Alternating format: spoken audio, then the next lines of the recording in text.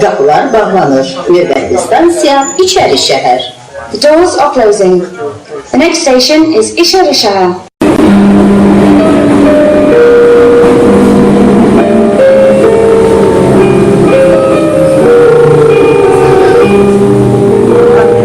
İçəri şəhər stansiyası. Sonuncudur.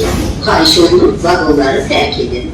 Hörmətli sərnişinlər, vaqonlardan düşərkən əşyalarınızı götürməyi unutmayın.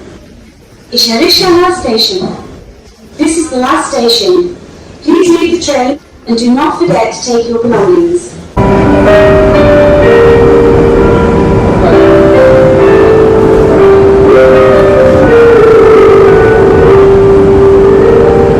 İçəri şəhər stansiyası.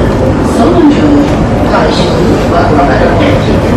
Hörmətli sərnişinlər, vaqonlardan düşərkən əşyalarınızı götürməyi unutmayın.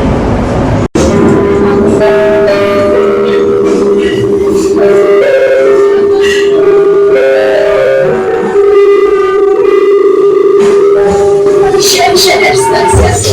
Sonuncudur. Xahiş olunur, vaqonları tərk edin. Hörmətli sərnişinlər, vaqonlardan düşərkən əşyalarınızı götürməyi unutmayın.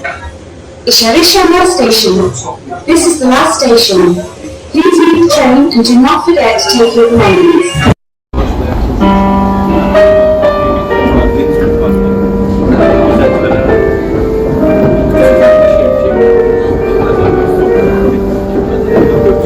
İçəri şəhər stansiyası.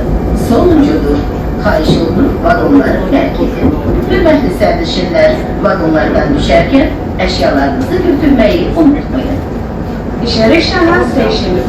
This is the last station. Please leave the train and do not forget to take your